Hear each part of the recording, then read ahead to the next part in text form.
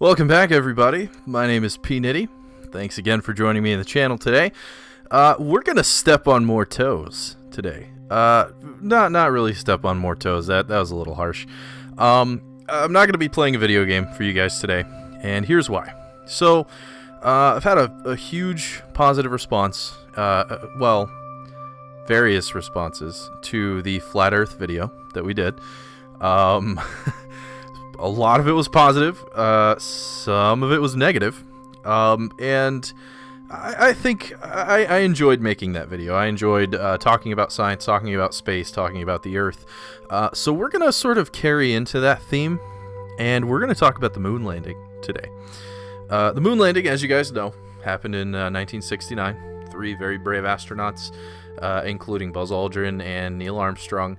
The other guy, his name is Michael Collins. He was one of the pilots for the mission. Anyways, 3 astronauts took a little launchy trip up to the moon, and got out, walked around, took some video, took some pictures, planted a flag, all that fun stuff, the whole 9 yards.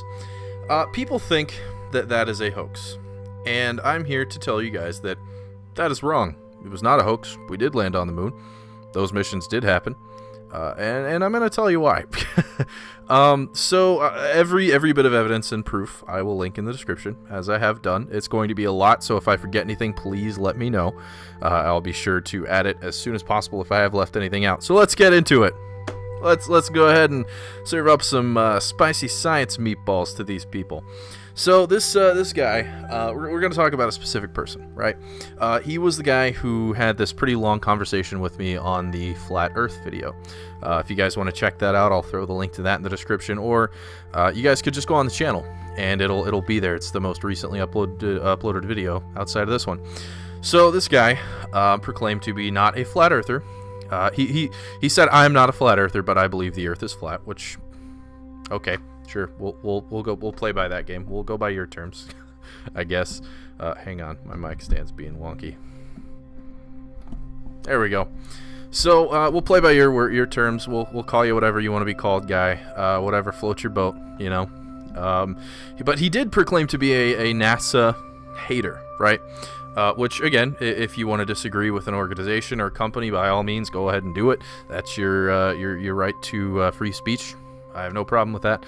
But what I do have a problem with is rejecting science, and we're going to get a little bit sciencey in here today, but that's kind of what this channel / video is for. So this gentleman said that the moon landings were faked. I tried to be civil with him, and he does have a YouTube channel.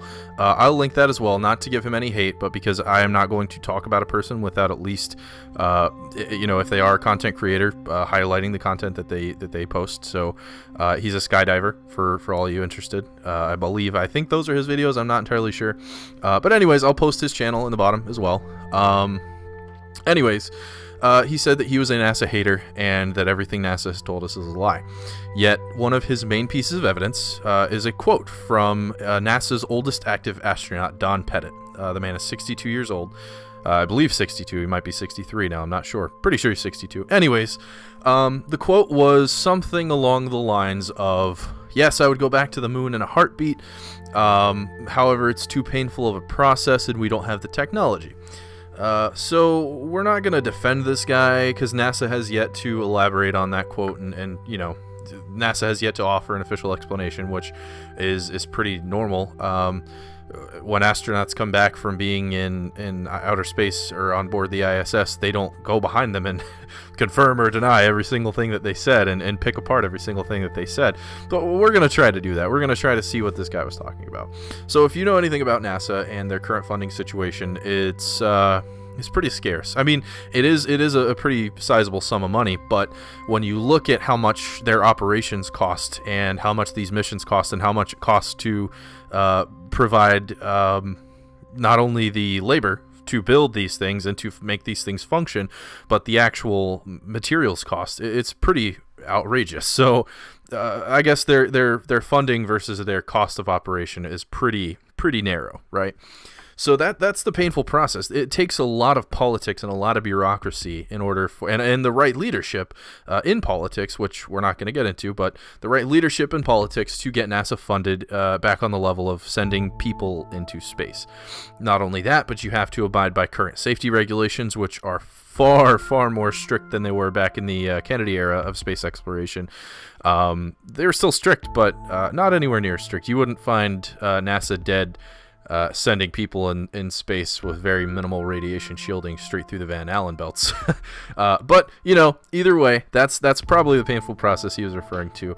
But my issue with that is this man claimed to be a NASA hater, yet his main point of evidence was from a NASA employee. So that got me thinking. I talked to him about. I tried to keep it civil. He was very clearly not interested in keeping anything civil.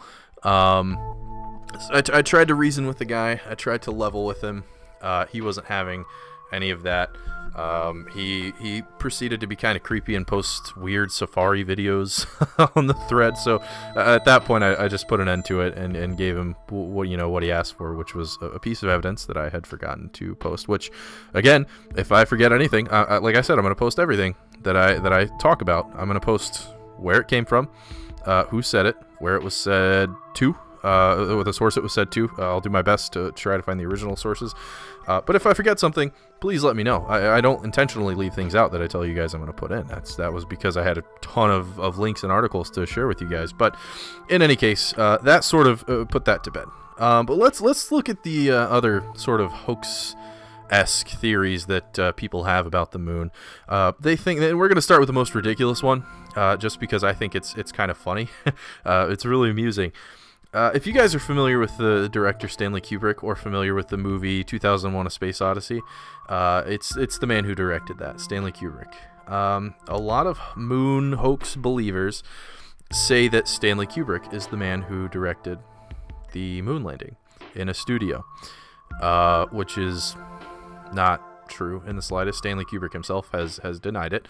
So I'll post the link to that, but that's just outrageous to believe that a production like this, and this is a very famous photo from Apollo 11's initial moon landing, a production like this was simply not possible with the effects and the stages and technology like it was back in the day.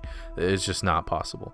There are many things that they talk about, like, there are conflicting shadows and you can see fish lines and wires hoisting them up. All of that is complete farce. The shadows can be debunked by looking at a rocky surface, much like the moon behind me. It's very pitted, very crater-filled, very rocky.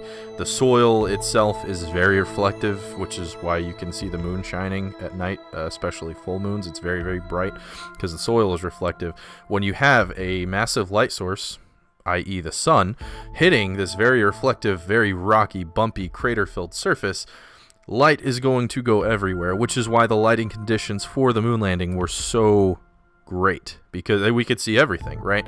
You have the lighting from the sun, then you have the lighting from the sun bouncing off of the reflective soil, creating shadows that go every which way. The same thing happens out in the desert. The sand isn't as reflective as lunar soil, but shadows tend to do kind of weird things in the desert, which can be observed here on Earth with the naked eye. Regardless, that's the whole theory that it was done on a movie stage directed by anybody. I don't care if it was Steven Spielberg. It's just not true. There's a whole theory about the Apollo 11 telemetry data, which we can get into here in a bit. But for I guess brevity's sake, it was lost on the way to a holdings facility. There's no record of it having been destroyed. It was more than likely stolen, if I'm being honest. Hasn't been found. There was a huge undertaking to find it, and it's never been found. But that telemetry data, people get telemetry data confused with television footage. Telemetry data is mathematical and scientific records of things going wrong, right? So when everything's going right, telemetry data is looked at and monitored, but not recorded for safekeeping. telemetry data is recorded when things go wrong. There's a famous case of telemetry data being recorded. I believe it was Apollo 11. It may have been Apollo 13. But something happened and there was a fire, and telemetry data was recorded as NASA scrambled to figure out how best to handle the situation and to keep the astronauts alive. The telemetry data that people are referring to is the actual television footage. So for those of you that don't know, a camera was attached to the Apollo 11 lander module, a television camera at that, to send back a live feed of the things that were happening on the moon at the moment. That live feed was successfully transmitted to millions of viewers worldwide. What NASA saw was a lot more clear, not as grainy. It was very, very crisp as it could be for television technology at that time. But what people saw in their homes was a lot more grainy, a lot more cloudy, kind of blurry. Still a pretty clear picture, and that was just due to transmission and quality of signal loss as it was being transmitted to literally millions of people. And not to mention, NASA has much higher quality monitors and viewing monitors, televisions, things like that, than the average, home viewer back in 1969, 1970. So anyways, that being said, there's a huge hole in that. People are confusing telemetry data, which is, like I said, data logs, as it were, of when things go wrong, with television footage. It's completely different things. So yes, the television footage was lost on the way to a holdings facility, but you can Google it right now and find a lesser quality version of it on YouTube. Right now, I can find one and link the video here to you in the description. So moving on. There are a couple of other people who think that it's impossible for humans to leave the Earth due to, and I mentioned these before, Van Allen radiation belts. The Van Allen radiation belts are two, belts that are surrounding the Earth. It's two belts of radiation that surround the Earth, for lack of a better way of explaining it. The first one is very minor. It's very small and narrow, very similar to the way an actual belt would fit around the Earth, were that's something that existed. The other one is more of a sort of shroud. It's more of a cloud of radiation. These Van Allen radiation belts are, their intensity and the amount of rads in them at any given moment is determined by solar activity. So there are days and even hours when the Van Allen radiation belts are more active and when they're less active. It just, like I said, depends on solar activity. So with the shielding that was on the Apollo command module, it was not outfitted for radioactive protection at all. It was to a point, but like I said earlier, you wouldn't catch NASA dead sending anything living through those belts in what they sent them in back in 1969. And that the reason being is even though it was a very small dosage that these astronauts experienced, any dosage of radiation is not good. That's something that we tend to try to stay away from. But what NASA did was figured out when the best possible and the most likely forecast would be for these Van Allen radiation belts to have the least intense levels of radiation at the given time, and when solar activity was at a minimum, so as to minimize the risk to the astronauts. They were successful in doing so. There was radiation and rads reported that the astronauts on each Apollo mission experienced, but if I'm not mistaken, and again I'll post the link for this, the highest level of skin dose radiation that these astronauts were subject to is 1.41 rads, which was only for the amount of time that they were passing through the Van Allen radiation belts, which was not very long at all. At maximum maybe 20-25 minutes. Even then, that 1.41 skin dose of rads was not sustained over the course of 20 to 25 minutes. I'll again post the link to that data as well. But it's very possible to send people through a belt of radiation, given that the radiation is not that potent, and given that they're traveling very, very quickly, which these astronauts were. You have to be traveling and moving pretty quick to get from the Earth to the Moon. So that's sort of, I guess, a few little quick, debunks, for lack of a better word. It's just, the whole point of this is to bring reason to subjects that people seem to have abandoned in their discussions. They don't reason with themselves. They don't question. They have questioned themselves to a fault. They question what they were told by NASA, what they think is possible, and then once they get dug into these conspiracy theories, they refuse to question themselves further. They refuse to test, they refuse to take new information as it comes, they refuse to expand upon what they already know. They refuse to take new information and apply it and then recalculate a new hypothesis. It's once you turn over, you're done. You're done. You're once you're a flat earther, you don't come back. Once you're a moon hoax believer or a moon hoaxer, you don't come back. And like I said earlier, this guy in these comments sort of tried to explain. He said something along the lines of the venom that I'm spitting is due to the realization that I've been lied to my entire life. You haven't. And if you really felt that way, then you would not be quoting a man who is employed by this very company that you say has lied to you, your very organization that you say has lied to you for your entire life. So there were just a few holes. Again, I asked for solid evidence, I asked for numbers, I asked for proven math and science to back up his claims. He yet again provided none. So I'm going to issue that same challenge. If you have solid math and solid science, solid evidence that can trump the empirical data that I personally have seen myself, then please present it and we can discuss it. I'm not here to attack your point of view. I'm not here to tell you that you're an idiot. I'm not here to tell you that I am 100% right and you are 100% wrong, because again, like I've always said, you are 100% entitled to your opinion.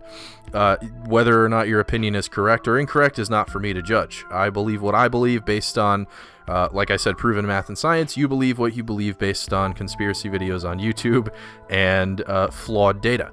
So again, I implore you to research, question yourself. Don't just question NASA. Don't just question the ESA. Don't just question Conspiracy Joe on YouTube. Question yourself.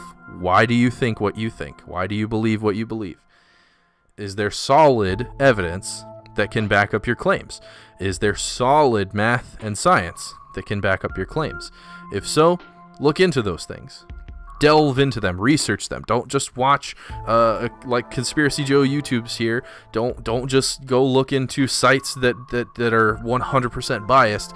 You cannot discover, you cannot learn, and you cannot push yourself if you are biased. And that's all I'm asking you. Take your bias, right?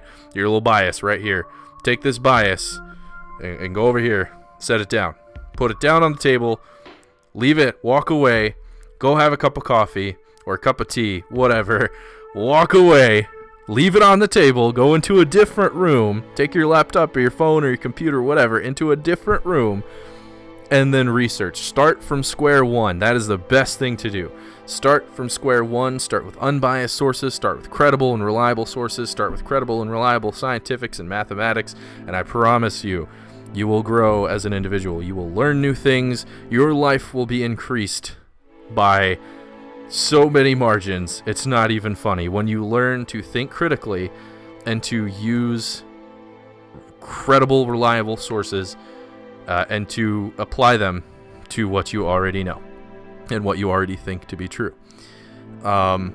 So again, that's the main point of this video. I know I said in the beginning it's to rustle some jimmies, but it's not. It's that's just sort of getting people riled up. It's really, I am open to any and all dialogue that you guys have. Like I said, I'm not here to attack you. I'm not going to attack you. If you look at the thread on the previous video, I kept it as civil as I could. I kept myself as cordial as I could. He was not interested in providing that same recourse, so I ended the discussion. Like I said, if you want to check out this guy's channel, I'm going to link it. But seriously, in the comments below, if you agree with me, great.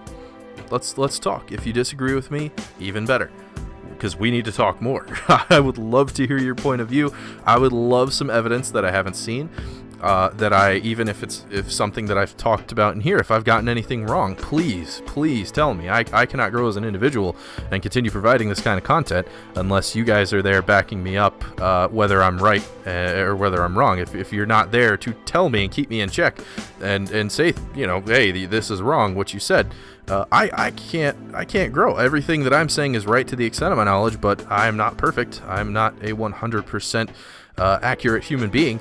So please keep me in check. Hold me accountable. I am welcome to that. That's how things are done. That's how things get done. That's how people grow, and that's how society advances. So yeah, what I'm gonna do, if you guys are still here paying attention, we're gonna switch from hokey theories to actual legitimate scientific theories. So I know we talked about the flat Earth, we talked about the moon. These are kind of tongue-in-cheek, kind of not. I'm going to actually start a series, and I'm pretty excited about this, of different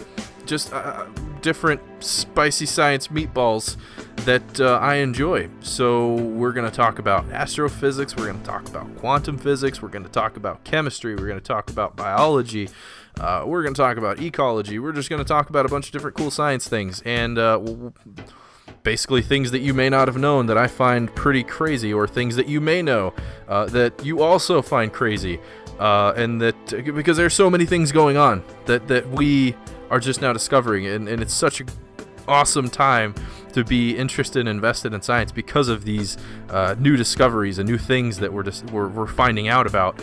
It's amazing, and I am glad to be a part of it.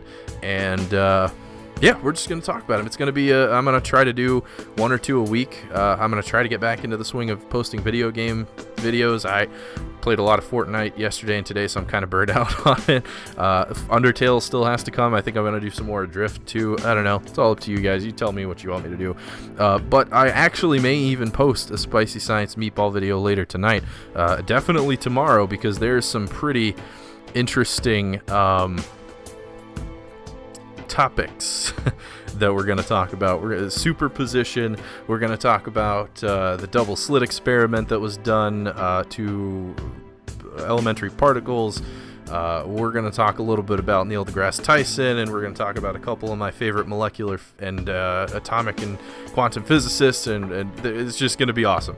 And I hope you guys stick around, because you seem to love my flat Earth video.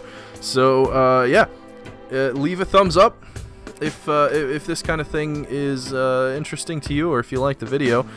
Don't forget to subscribe if you're new, and again, if you're not subscribed, I feel sorry for you, because again, this science thingy that we're about to go into is gonna be awesome, and I'm really excited for it. So I hope you guys stay tuned for that. And just like I said, in the comments below, tell me your opinions, tell me your thoughts. What if anything I said was wrong, point it out. If you agree with anything, then great. If you disagree, I look forward to hearing you in the comments and opening up a line of dialogue, because like I said, that's how we're going to grow. That's how we're going to, advance our current levels of knowledge. So anyways, dudes, thanks for hanging in there with me. Thanks for allowing me to rant at your faces for going on 24 minutes now. Thank you guys so much. I will see you in the next one.